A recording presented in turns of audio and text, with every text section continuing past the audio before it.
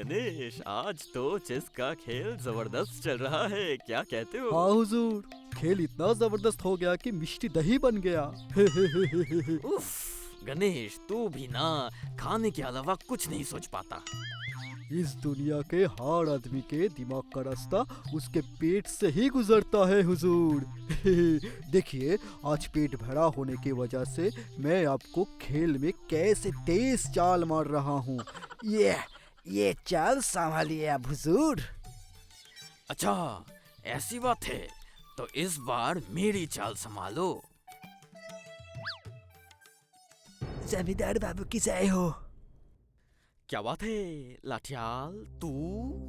हुजूर, दूतों के हाथों से महाराज एक चिट्ठी भेजी है। सभा में आपको ना पाके यही दे रहा हूँ। यो आओ आओ लाठियाल, आओ अंदर आओ। गणेश, चिट्ठी पढ़ के सुनाओ, महाराज फिर से क्या खतरनाक बात बताना चाह रहे, कौन जाने।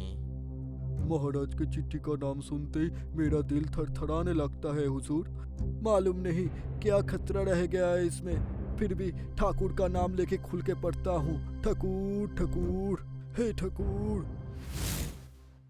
एक जरूरी खबर पहुंचाने के लिए ये चिट्ठी लिख रहा हूँ। काल मेरे राजप्रसाद में काशिमगंज के राजा हाजिर होंगे हैं। वो गणेश से मिलने के लिए बेचैन है, तो कल तुम गणेश को मेरे प्रसाद में भेज देना। अगर गणेश उनका दिल जीत पाता है तो उसे इनाम दिया जाएगा, वरना तुम्हें अगली साल का शुल्क दुगना देना पड़ेगा। कल आ जाएगा, आपको कोई चिंता नहीं। इति महाराज। ओरे बाप रे गणेश, अब तो सच में मुसीबत आ गई है, इसका क्या करे? इसमें मुसीबत की क्या बात है हुजूर?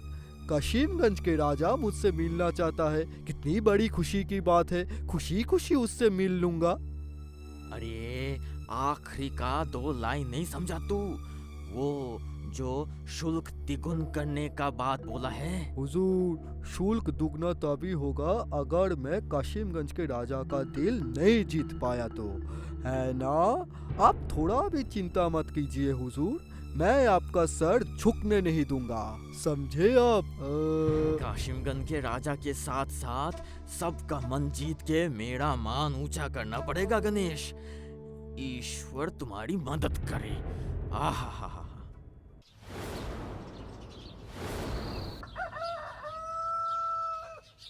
महाराज के हुक्म के मुताबिक गणेश निकला काशिमगंज के राजा का दिल जीतने और जमींदार विभूति नारायण की इज्जत बचाने के लिए। प्रणाम महाराज। आओ आओ गणेश, तुम्हारा इंतजार ही कर रहा था। आपने मुझे इतनी इज्जत से बुलाया है, मुझे तो आना ही पड़ता हुजूर। उस चिट्ठी में तो मेरा भी प्यार था गणेश। वो तो चिट्ठी पढ़ के ही मुझे समझ आ गया था वजीर साहब, आप तो इतनी इज्जत से 2 पाँव से गले लगा देते हो क्या? कह रहा हूँ हुजूर, काशिमगंज के महाराज से मुलाकात कहाँ होगा? कहाँ है वो? वो अपने कमरे में है गणेश, चलो वहाँ तुम्हारा अग्नि परीक्षा इंतजार कर रहा है। हो, मैं सीता की तरह अग्नि परीक्षा दूंगा हुजूर, मुझे कुछ नहीं होगा। चलिए चलिए उस कमरे की तरफ चलिए।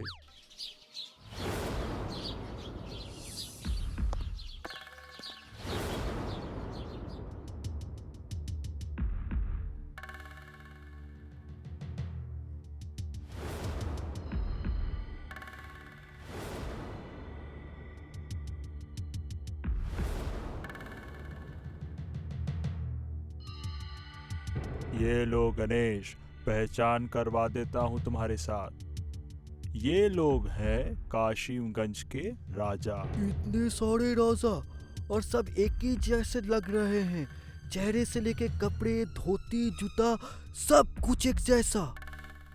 यही तो तुम्हारी अग्नि परीक्षा है गणेश। तुम्हें इनमें से असली काशिमगंज के महाराज को पहचानना पड़ेगा, समझे तुम? हैं? ये तो बहुत जटिल है। क्या गणेश, डर लग रहा है क्या? हार जाओगे इसीलिए? दिमाग खराब नहीं होने दूंगा। जो कुछ मेरे दिमाग में चल रहा है वो उजीर और महाराज को समझ नहीं आने दूंगा। अरे वो सब बाद में होगा उजीर साहब, पहले आप बताओ यहाँ गर्मी कैसी है?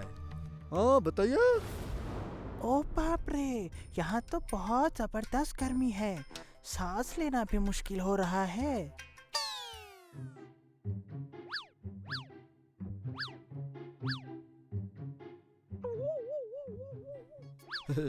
महाराज, मैं आज जो आपके अतिथि हुआ हूँ, इस खुशी में आप मेरे को क्या खिलाने वाले हैं महाराज? अरे अब ये तुम ही बताओ गणेश, तुम जो मांगोगे वही तुम्हें लाके दिया जाएगा।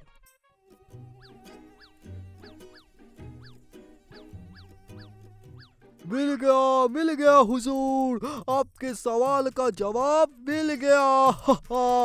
मैं समझ गया कि इन चारों में से कौन असली राजा सच है। में? ये तो नामुमकिन है। नामुमकिन नहीं उजीर साहब, मैं अग्नि परीक्षा दे चुका हूँ लेकिन उस आग में नहीं जला। काशिमगंज के असली राजा यही है। मैं मेरा प्रणाम स्वीकार कीजिए महाराज। चमत्कार चमत्कार, वाकई इस नामुमकिन को मुमकिन करके दिखाया है तुमने गणेश। ये तो बहुत आसान काम था हुजूर, बस अपनी आंख और कान खुला रखना चाहिए। जवाब खुद ब खुद आपके सामने आ जाता है, जैसे आपके साथ हुआ। ठीक बोला ना? कैसे, समझाना जरा। आप असली महाराज हो, इसलिए बाकी तीन आपकी तरह दिखने की कोशिश में लगे हैं, लेकिन आप किसी की तरह बनने की कोशिश नहीं कर रहे थे हुजूर। जैसे ही आपने कान खुजा लिए, बाकी तीन ने भी अपने कान खुजा लिया, या जिस वक्त आपने मच्छर की मार दी, तुरंत बाकी तीन ने आसपास मच्छर ना होने के बावजूद उछलना कूदना शुरू कर दिया। सिर्फ महाराज जैसे पोशाक पहनने से महाराज नहीं बन जाते हुजूर। आप जितना खुल के सुल्तान की तरह बैठ गए, बाकी तीन उतने खुल के बैठ नहीं पाए। सिंहासन की शान अभी भी उनके इर्द गिर्द है, मगर आपके लिए सिंहासन पानी की तरह सरल है महाराज। आप महाराज नहीं, आप देव हो महाराज। यही अलग करते हैं आम इंसानों को आप महाराजों से। मेरा प्रणाम जरूर लेना महाराज। जबरदस्त जबरदस्त, सच में तुम एक बहुत तेज बुद्धिमानी पंडित हो। जिस सभा में भी बैठोगे उस सभा की मान बढ़ा दोगे। साधु साधु। धन्यवाद महाराज। तो आप मैं घर वापस ही कर लूं? नहीं नहीं गणेश, इतनी आसानी से तुम्हारी अग्नि परीक्षा खत्म नहीं होगी। तुम्हें एक और इम्तिहान देना होगा। हैं? और एक परीक्षा? पिछले इम्तिहान तो काशिमगंज के राजा ने ली थी, इस बार का इम्तिहान मैं लूंगा। ठीक है बॉस, तो आप ज्यादा देरी ना करके सवाल पत्र मुझे ही दे दीजिए हुजूर। सुनो, तुम्हें एक कहानी सुनाता हूँ। मेरे राज्य में राजा के खास सभासद को खास सुरक्षा परिधान मिलता है। एक दिन पूर्ण चंद्रमा की रात में जब पूरा इलाका सोया हुआ था, तब अचानक से रात के अंधेरे को चीरकर एक लोमड़ी चिल्ला उठा। उसके बाद ये क्या मजाक कर रहे हैं आप मुझसे? परीक्षा लेने के नाम पर अचानक एक लंबी कहानी सुना रहे हैं? ये कहानी ही तुम्हारा सवाल पत्र है गणेश, ध्यान से सुनो। एक दिन अचानक वही सख्त सुरक्षा परिधान टूट गया और मेरे कृषि मंत्री के घर में चोरी हो गई। अब तुम्हें उस चोर को ढूंढना है। समझ में आई मेरी बात? क्या क्या चोरी हुआ था हुजूर? अरे उसकी सोने चांदी की कौड़ियां चोरी हो गई। चोर सब कुछ खाली करके ले गया, कुछ भी नहीं छोड़ा। लेकिन हुजूर, आप कह रहे थे कि सख्त सुरक्षा परिधान है, तो फिर वहाँ चोरी कैसे हुई? ये मेरे को समझ नहीं आ रहा है हुजूर। यही तो तुम्हें ढूंढ निकालना है गणेश, समझे? अच्छा, तुम्हें क्या लगता है चोरी किसने की हुई होगी? ये आप कैसे बताऊंगा हुजूर? पहले मुझे उससे मिलना पड़ेगा, सारी हालत देखना पड़ेगा, तब जाके बता पाऊंगा। हाँ ठीक है। तो आज ही तुम कृषि मंत्री के घर जाओ और पूरा मामला खुद देखो। ठीक है गणेश, जाओ अपनी आंखों से देख के आओ। अच्छा, तुम्हारे घर में कौन कौन रहता है? हाँ, मैं, मेरी बेटी और मेरी पत्नी। लेकिन मेरी बेटी और पत्नी एक हफ्ते पहले ही अपने मामा के घर चली गई थी। चोरी के रात दोनों घर पर मौजूद नहीं थी। तुम्हारा दरवाजा की ताला तो ठीक ही लग रहा है। हाँ, चोर ने दरवाजा नहीं तोड़ा। दरवाजा नहीं तोड़ा तो फिर खिड़की? हाँ गणेश, तुम सही कह रहे हो। मैं जिस कमरे में सोया था उस कमरे की खिड़की टूटी हुई थी। अच्छा, तुम्हारे घर में जो चोरी हुई ये तुम्हें कब पता चला? हाँ? मुझे चोरी होते ही समझ आ गया गणेश। मतलब तुम जगे हुए थे, चोर को देखा, तो फिर इतनी देर चुप क्यों रहे? बोलो बोलो बोलो। अरे मेरी बात ध्यान से सुनो। मैंने चोर को नहीं देखा। मैं रात को सो रहा था, तभी किसी के पैरों की आवाज सुनकर मेरी नींद टूट गई। जब मैं उठकर देखा तो उसने मुझे पीछे से लाठी से मार दिया और मैं जमीन पर गिर गया। सिर्फ इतना देखा कि एक आदमी काला कपड़ा पहने, सर से पैर तक ढका हुआ, लाठी हाथ में लिए मेरे सामने खड़ा है। फिर हमें कुछ याद नहीं। अगले दिन सुबह जब होश आया तब देखा सिंदूक खाली और मैं जमीन पर लेटा हुआ था। फिर क्या हुआ? फिर कुछ नहीं हुआ गणेश। चोर आजादी से बाहर घूम रहे हैं और हम दिन दिन सोच सोच के पतला हुआ जा रहा हूँ। इस इलाके में सुरक्षा कैसी रहती है? बहुत सख्त सुरक्षा है। यह गांव के लोगों के अलावा किसी को भी अंदर आने की इजाजत नहीं है। समझे गणेश? यही बात है। ऐसा है क्या? हा। तो समझ लो चोर पकड़ा जा चुका है। मतलब? वही मैं आज शाम को महाराज के सामने बता दूंगा। हुजूर, कृषि मंत्री जो इलाके में रहता है वहाँ आम आदमी का आना मना है। मतलब चोर कोई खास आदमी ही होगा। मुझे हुजूर महाराज के सारे खास आदमियों का परीक्षा लेना होगा। आदेश कीजिए हुजूर। तुम्हारी हिम्मत कैसे हुई गणेश? तुम महाराज के खास आदमी पर इल्जाम लगाओ। हम लोग गरीब है क्या जो चोरी करेंगे? हम लोगों के पास काफी संपत्ति है। हम लोग कोई परीक्षा नहीं देंगे। सुनो शिक्षा मंत्री, गुस्सा दिखाने से कोई फायदा नहीं होगा। हम कोई कानून से ऊपर नहीं है। हम लोगों में किसी का सारा सामान चोरी हो गया, इसीलिए हम सबको इम्तिहान देना होगा। मैं भी दूंगा, मुझे कोई छूट नहीं मिलेगी। समझे तुम? बोलो गणेश, क्या इम्तिहान देना होगा हमें? हुजूर, मेरे पास एक खास मंत्रपूत तिलक है। थोड़ा बाद में मैं आपको वो दिखा दूंगा। वो सिर्फ तिलक नहीं, माँ भवतारिणी मंदिर की तिलक है। जय माँ भवतारिणी। तुम लगता है चोरी की बात से भटक गए हो गणेश। चोरी की बात पर वापस आ जाओ गणेश अभी। अरे हुजूर, इस तिलक से ही असली चोर पकड़ा जा सकता है।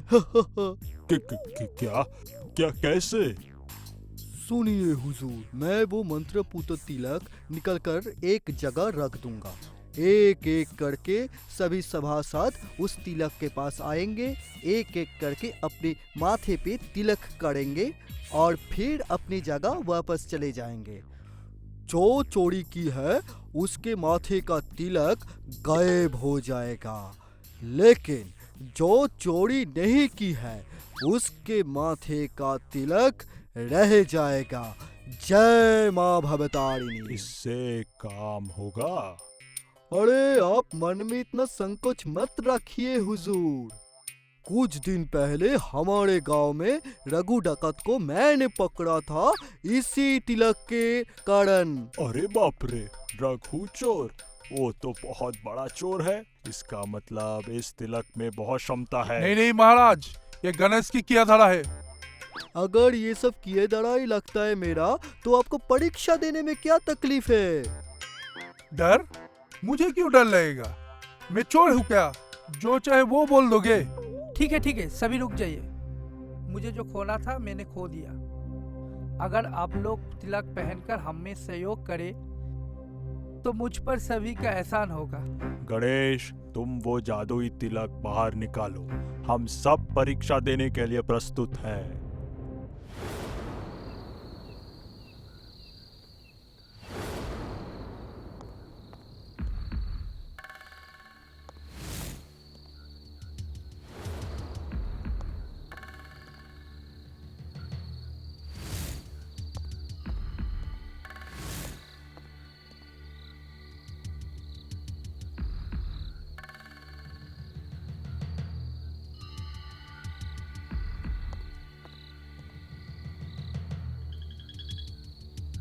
ओ गणेश, अब तुम परीक्षा का परिणाम बताओ। रुकिए हुजूर, पहले ध्यान से चारों तरफ देख लेता हूँ सबको।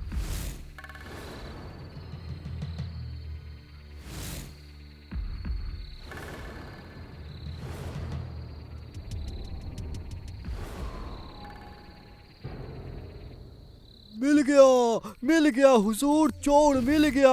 वो रहा चोर। वो क्या? मैं कितना सभ्य आदमी हूँ तुमको पता नहीं है? तुम्हारी हिम्मत कैसे हुई मुझे चोर बोलने की? गणेश, क्या तुम जानते हो तुम किसके बारे में बात कर रहे हो? उसका स्थान बहुत ऊंचा है। स्थान ऊंचा या नीचा होने से चोर नहीं बदल जाता है महाराज। चोर का मतलब वो सिर्फ चोर ही होता है। उच्च स्थान का व्यक्ति अगर चोरी की तो उसको भी चोर बोलता है महाराज। लेकिन तुम उसे चोर बोल कैसे रहे हो? तुम्हारे पास कोई प्रमाण है? हुजूर, मेरे उस तिलक में कोई जादू नहीं था। जादू अगर था तो वो था मेरे बातों में। मैं अपने बातों से उसको वश में कर लिया था। मैंने बोला था जिसके माथे पर तिलक रह जाएगा वही चोर ठहराएगा। इसीलिए चोर ने पहले से ही अपने माथे पे तिलक नहीं लगाया ताकि वो तिलक लगाए, और वो चोर है इसलिए वो तिलक गायब हो जाए। इस डर से उसने पहले से ही तिलक नहीं लगाया अपने माथे पे। नहीं, मैंने तिलक लगाया था। मैंने भी सबकी तरह तिलक लगाया था, जो कि मैं सही हूँ। मैं चोर नहीं हूँ, इसलिए मेरे माथे से तिलक गायब हो गया। ये बात है क्या चोर बाबा जी? तो फिर अपने दोनों हाथ एक बार दिखा दीजिए हमें। उसमें तिलक का दाग है कि नहीं, क्या वो हुआ? हम भी देख ले। हाथ दिखाओ।